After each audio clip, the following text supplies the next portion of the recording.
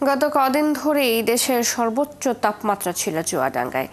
চুয়াডাঙ্গার আজকের আবহাওয়ার খবর জানবো আমাদের সহকর্মীর কাছ থেকে। যুক্ত আছেন সহকর্মী এম এ মামুন। মামুন, নিশ্চয় শুনতে পাচ্ছেন, আজ চুয়াডাঙ্গার তাপমাত্রা কত দেখছেন এবং বৃষ্টির সম্ভাবনা নিয়ে আবহাওয়া অফিস কিছু বলছে কিনা জানাবেন। আপনাকে জানাচ্ছি যে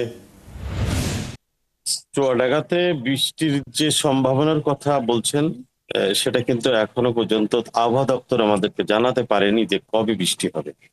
দেশের অন্যান্য অঞ্চলে বৃষ্টি হলেও চুয়াডাঙ্গা কিন্তু পড়ছে এবং প্রায় এক সপ্তাহ ধরে চুয়াডাঙ্গা এই তাপদাহর ভিতরে রয়েছে। এ কারণে চুয়াডাঙ্গার জনজীবন, ফসলের মাঠ এবং প্রাণীকুল ওষ্ঠাগত প্রত্যেকটা ক্ষেত্রেই আমাদের এখন যে পরিস্থিতি বিরাজ করছে, গতকালকে তাপমাত্রা কম হয়েছে 38 ডিগ্রি, 38.8 ডিগ্রি সেলসিয়াস, তা প্রায় 39 ডিগ্রি। আজকে এখনো পর্যন্ত আবহাওয়া দপ্তর আমাদেরকে তাপমাত্রা সকালে কত হবে জানাতে পারেনি, তবে দুপুরবেলা জানাতে পারবে, অর্থাৎ বেলা 12টার পরে। তবে তাপমাত্রা আজকে সকাল থেকেই সূর্য বেশ তেজস্ক্রিয় নিয়েই আর কি উঠেছে। হালকা বাতাস বইছে এবং আকাশে কিছুটা মেঘ, সেই মেঘে কিন্তু বৃষ্টি হবে কিনা জানা যায়নি, তবে রাতে একটু ছিটে ফোঁটা বৃষ্টি পড়েছে।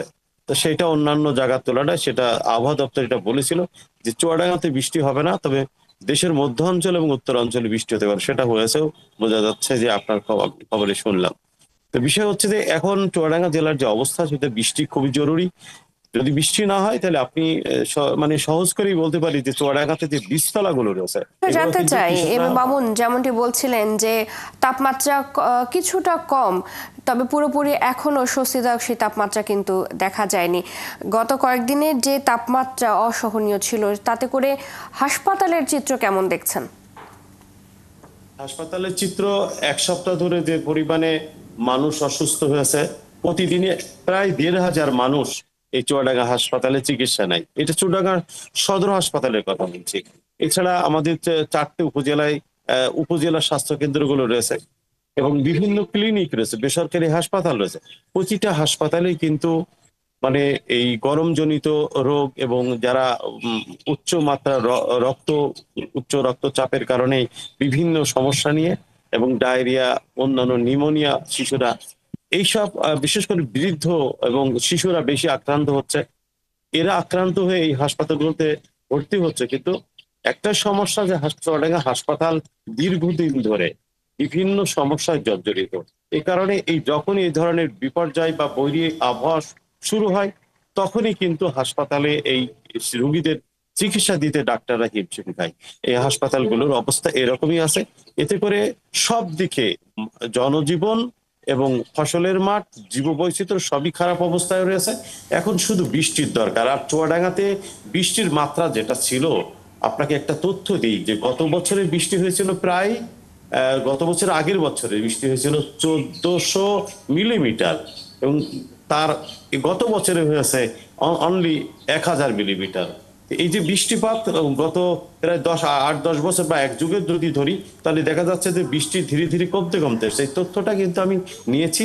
এবং মামুন, বৃষ্টি, আরেকটা বিষয় যদি একটু আপনার কাছে জানতে চাই যে যে পরিমাণে রোগীর সংখ্যা বেড়েছে, সিভিল সার্জনের সাথে আপনার কথা হয়েছে কিনা, বা স্বাস্থ্য কর্মকর্তারা যারা রয়েছেন এই পরিস্থিতি কিভাবে সামাল দিচ্ছেন? স্বাস্থ্য কর্মকর্তাদের একটাই কথা যে আমরা যথেষ্ট চেষ্টা করছি। গত কয়েকদিন আগেও আপনি জানেন, গতকালকে যারা আপনার নার্সের প্রশিক্ষণ নিচ্ছে ডিপ্লোমা, তারা কিন্তু কালকে ইয়ে করেছে, আপনার বয়কট করেছিল, কাজ করবে না, তাদের দাবি নিয়ে তারা রাস্তায় নেমেছিল। এভাবে মানে লোক চেয়ে নেওয়া, অর্থাৎ যাদের দিন আনে দিন খায় এরকম লোক নিয়ে হাসপাতাল চালাতে হচ্ছে। আর ডাক্তারের সংখ্যা কম, সেই ক্ষেত্রে সিভিল সার্জন বা তত্ত্বাবধায়কের কিছুই করার নাই। এবং হাসপাতালটা 200 বেডের করা হয়েছে, কিন্তু 100 বেডের জনবল দিয়ে কাজ করছে। এই জন্যই হাসপাতাল, ক্লিনিক। আর একটা সবচেয়ে বড় কথা, মজার কথা, যে এটা আমরা হাসতে মানে মানে হাসি চাপে যে সরকারের এই সংশ্লিষ্ট দপ্তরগুলো, তারা প্রত্যেককেই বলা হচ্ছে যে এমবিবিএস ডাক্তাররা কিন্তু এই ক্লিনিকগুলো চালাচ্ছে, এবং সেইগুলো ক্ষেত্রে তারা সময় দিচ্ছে অতিরিক্ত। হাসপাতালের সময় তারা খুবই কম দিচ্ছে। এই একটা যেমন সমস্যা, তারা কেউ উপজেলা লেভেলের হাসপাতালগুলোতে থাকছে না, যে কারণে সেই হাসপাতালের রুগীরা কিন্তু শহরমুখী হচ্ছে, অর্থাৎ জেলা সদর হাসপাতালে চলে আসছে। যদি উপজেলা হাসপাতালগুলোতে ডায়রিয়া, নিউমোনিয়া থেকে শুরু করে অন্যান্য রোগের রুগী চিকিৎসা পেত ভালো এবং ভরসা পেত, তাহলে কিন্তু শহরের হাসপাতালে এই প্রতিদিন ১,৫০০ রুগী আসতো না। ঔষধের স্বল্পতা আছে, ডাক্তারের স্বল্পতা রয়েছে, বেডের স্বল্পতা তো রয়েছে, সব মিলিয়ে একটা হযবরল অবস্থা। চুয়াডাঙ্গার মানুষ কোনো দিক থেকেই সুবিধা ভোগ করছে বলে এরকম উদাহরণ দেওয়ার মতো কোনো কিছু নেই। জি। বিশেষ করে মামুন, ধন্যবাদ আপনাকে। চুয়াডাঙ্গার আবহাওয়ার বিষয়ে জানাচ্ছিলেন সহকর্মী এম এ মামুন।